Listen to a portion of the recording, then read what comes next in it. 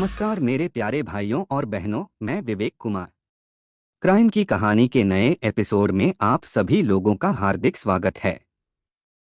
कहानी में आगे बढ़ने से पहले कृपया क्राइम की कहानी चैनल को सब्सक्राइब कर बेल आइकन जरूर दबा लें ताकि मेरे हर वीडियो का नोटिफिकेशन आपको मिलता रहे। तो चलिए आज की कहानी शुरू करते हैं।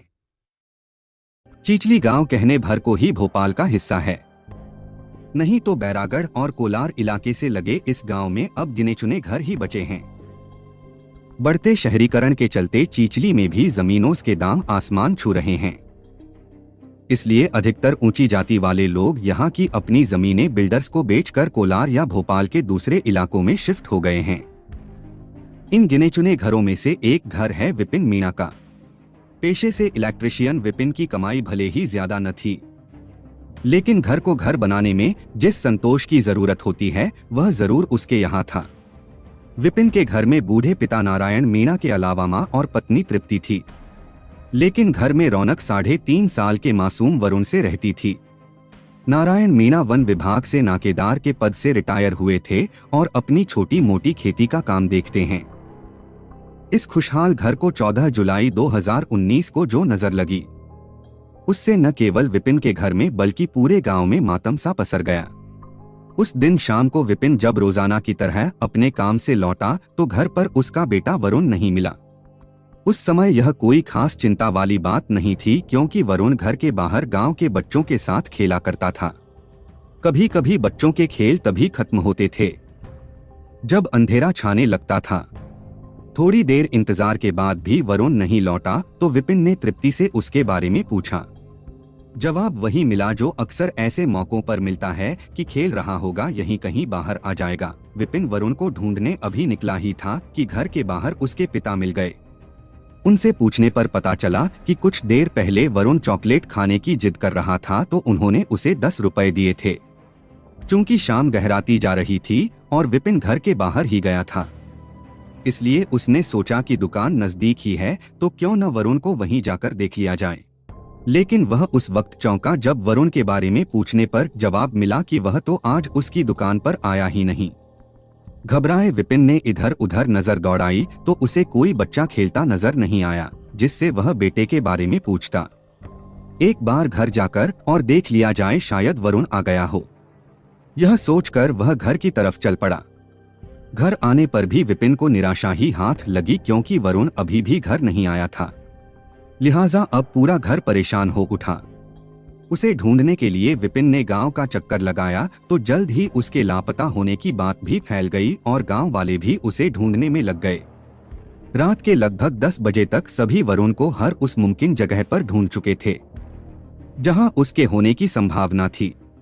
जब वह कहीं नहीं मिला और न ही कोई उसके बारे में कुछ बता पाया तो विपिन सहित पूरा घर किसी अनहोनी की आशंका से घबरा उठा।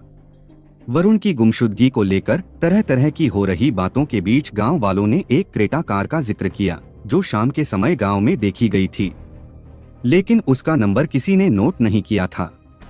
हालांकि चीचली गांव में बड़ी बड़ी कारों का आना कोई नई बात नहीं है, क्योंकि अक्सर प्रॉपर्टी ब्रोकर्स ग्राहकों को जमीन दिखाने यहां लाते हैं। लेकिन उस दिन वरुण गायब हुआ था, इसलिए क्रेटा कार लोगों के मन में शक पैदा कर रही थी। थक हार कर कुछ गांव वालों के साथ विपिन ने कोलार थाने जाकर टीआई अनिल वाजपेयी को बेटे के गुम होने की जानकारी दे दी। उन्होंने वरुण की गुमशुदगी दर्ज कर तुरंत वरिष्ठ अधिकारियों को इस घटना से अवगत भी करा दिया। टीआई पुलिस टीम के साथ कुछ ही देर में चीचली गांव पहुंच गए।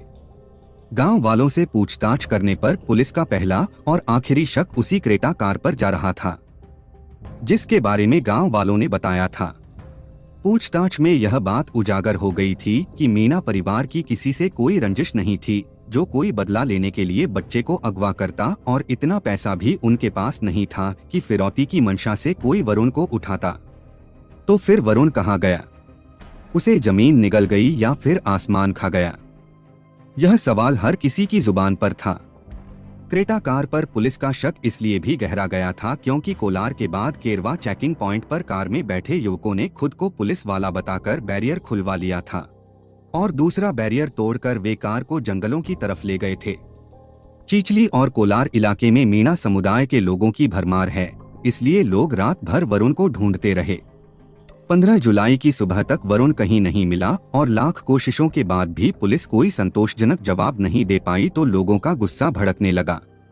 यह जानकारी डीआईजी इरशाद वली को मिली तो वह खुद चीचली पहुंच गए। उन्होंने वरुण को ढूंढने के लिए एक टीम गठित कर दी, जिसकी कमान एसपी संपत उपाध्याय को सौंपी गई। दूसरी तरफ एसडीपीओ अनिल त्रिपाठी के नेतृत्व में एक पुलिस टीम जंगलों में जाकर वरुण को खोजने लगी।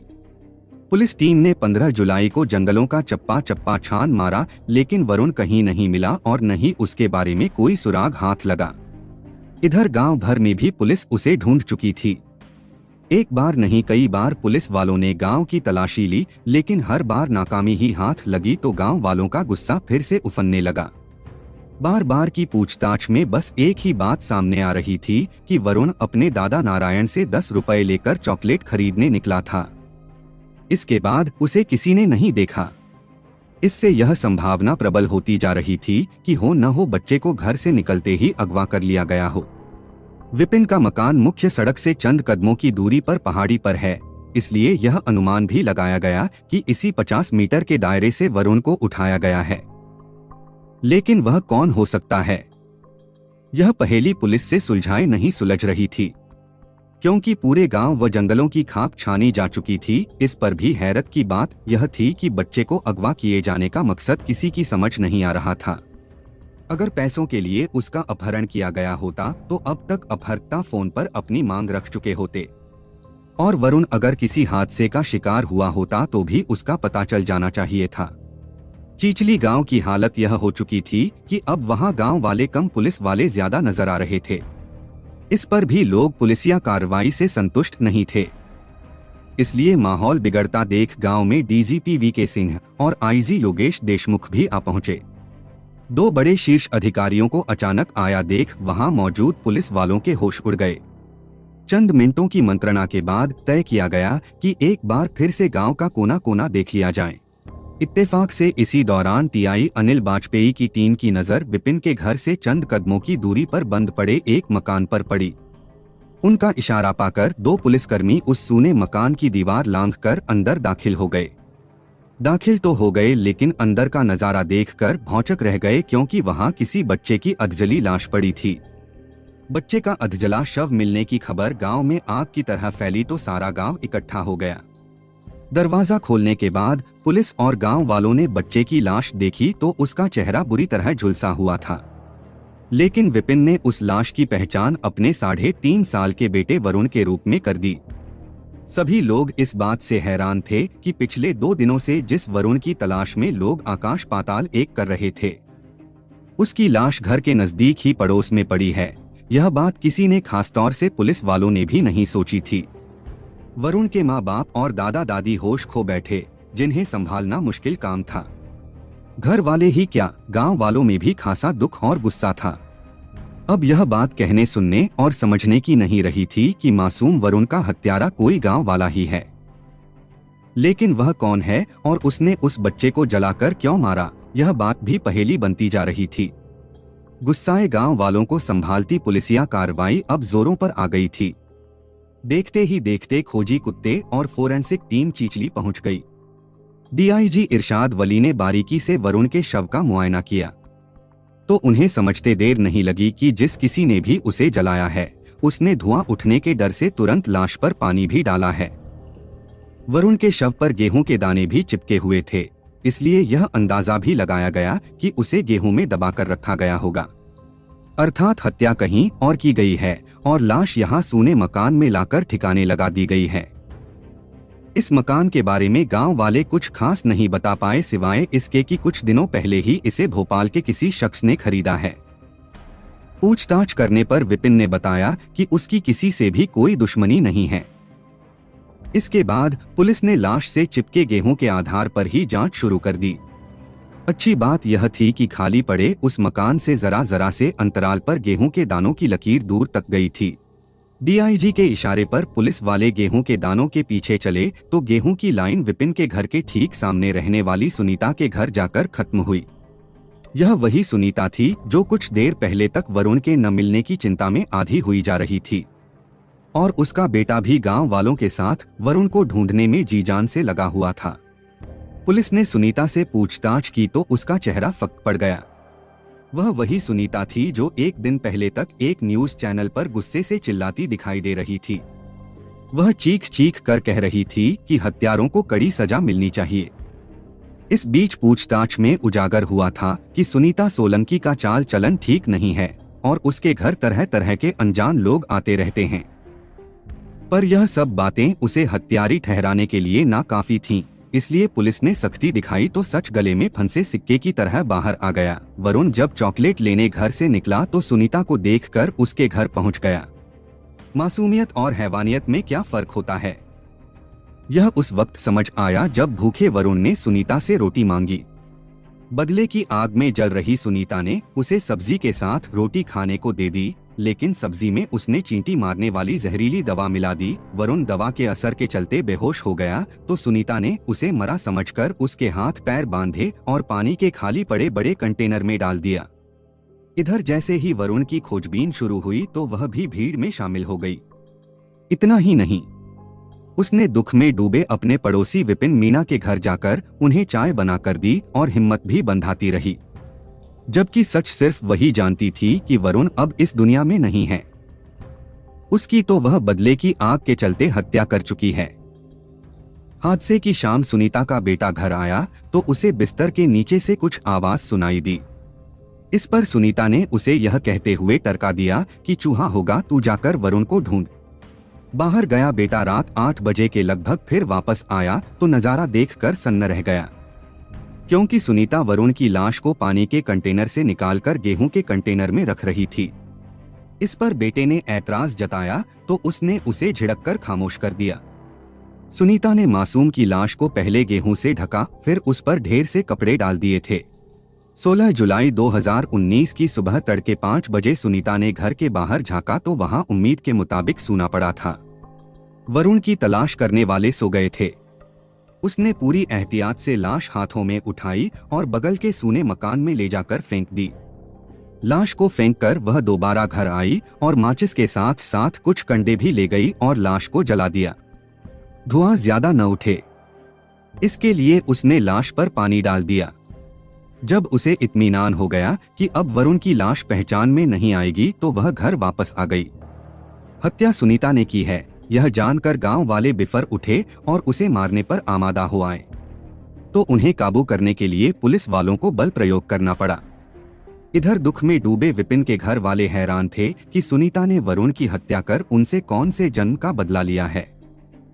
दरअसल बीती 16 जून को सुनीता 2 दिन के लिए गांव से बाहर गई थी।